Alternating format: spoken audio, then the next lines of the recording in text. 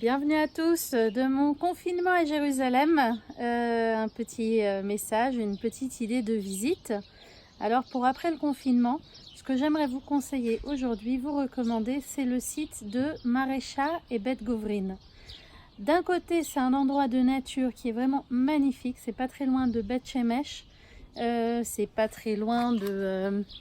c'est à environ 40 minutes de Jérusalem, donc vraiment pas si loin du centre de Jérusalem, du pays.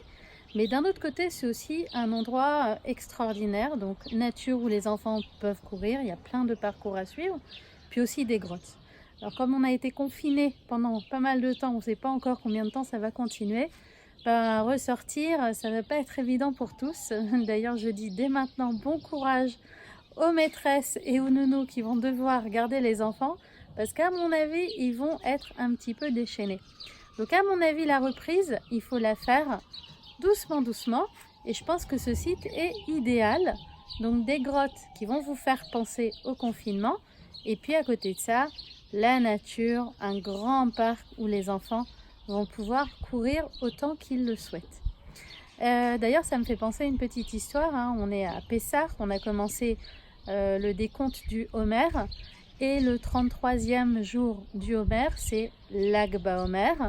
En principe, on termine à ce moment-là une période qui est assez une période de deuil quand même, pas de festivités, tout ça. Bon, alors c'est vrai qu'avec le confinement, les festivités, même les mariages, les pauvres, ceux qui se sont mariés maintenant, c'était vraiment pas la joie. Mais bon, c'est quand même sympa d'en parler. D'ailleurs, moi, je me demande si c'est pas à ce moment-là que le confinement va se terminer, que l'épidémie va se terminer aussi. Bref, Rabbi Shimon Bar Yochai a été enfermé, lui, pendant 12 ans. 12 ans dans une grotte avec son fils et avec un bon livre aussi, il avait la Torah. On raconte que pendant ces 12 ans, lui et son fils ont écrit le Zohar. Quoi qu'il en soit, au bout de 12 ans, ils sortent de cette grotte et ils voient des gens qui travaillent de façon tout à fait normale. Et on raconte que les yeux du fils de Rabbi Shimon lancent des éclairs de feu tellement il est en colère de les voir, plutôt que d'étudier la Torah comme ça, travailler, mais ça va pas, non? Et une voix du ciel sort et leur dit: si vous êtes sortis de votre grotte pour détruire mon monde, alors retournez-y. Et ils vont retourner dans la grotte pendant une année supplémentaire. Donc je pense encore une fois que Bet Govrin, c'est le site idéal. D'un côté, on sort du confinement, mais d'un autre côté, les grottes nous y font encore penser. Alors qu'est-ce qu'on a comme grotte là-bas? Il y a vraiment tout un tas de grottes différentes.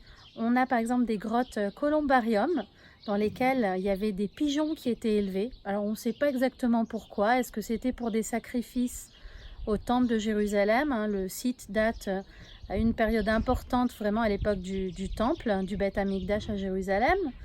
Il a été détruit au 1er siècle. Ou bien est-ce que c'était pour les fientes de pigeons, pour l'agriculture? Allez savoir. Donc en tout cas, un columbarium, plusieurs columbariums, mais un en particulier qui est magnifique. On a des grottes dans lesquelles il y avait des pressoirs à vin ou à huile d'olive qui s'y trouvaient. On a des grottes qui étaient des citernes d'eau. On a également, comme la pierre là-bas, c'est un calcaire qui est assez facile à creuser. Toutes les maisons avaient des sous-sols, des grottes dans lesquelles la nourriture pouvait être conservée. Et puis ce qui est également superbe à Bet Govrin et que vraiment je vous conseille de faire avec les enfants, c'est de participer aux fouilles archéologiques. Alors ça s'appelle Dig for a Day. Vous vous enregistrez donc pour le programme. Les fouilles, ça dure 3 heures, 4 heures. Mais franchement, on n'a pas le temps de s'ennuyer. Sans arrêt, on vous donne à faire un truc différent qui permet d'un côté de pouvoir comprendre comment fonctionnent des fouilles archéologiques, mais d'un autre côté également, de ne pas s'ennuyer du tout. Moi, j'y étais avec mon petit garçon qui a 4 ans. Alors, je vous avoue que depuis le confinement, le début du confinement, il n'arrête pas de faire des trous et de creuser. Il se prend pour un archéologue. Je pense qu'il faudra que je le ramène à Bet Govrin après. mais il a adoré. Entre autres, en plus on trouve des trucs, c'est ce qui est vraiment sympa pour les enfants. Donc entre autres, on a trouvé comme une petite coupole. La guide qui nous accompagnait là-bas lui a dit que c'était un bol de cornflakes de l'époque du temple. Il était ravi d'avoir découvert ça. Un des gars qui trouvait avec nous a trouvé une pièce. Enfin, on a trouvé des vestiges vraiment superbes. Et puis après, ce qui est sympa aussi à Beth Guvrin, c'est qu'il y a plein de grottes qui datent de la révolte de Bar Kokhba et dans lesquelles on va vraiment ramper avec les enfants. Une partie de ces grottes ne sont pas accessibles au public, hein, uniquement à ceux qui participent aux fouilles sur le site. Donc c'est vraiment le site numéro 1 que je vous recommande dès que le confinement sera terminé. Et puis en attendant, vous pouvez toujours aller sur mon blog, chercher Isabelle, guide en Israël. Vous trouverez un article sur Beth Guvrin avec plein de photos, entre autres des photos avec mon petit garçon de 4 ans. Mais j'ai fait ça aussi avec des ados qu'on a du mal à intéresser, hein, et ils ont kiffé leur journée. Donc un site à recommander.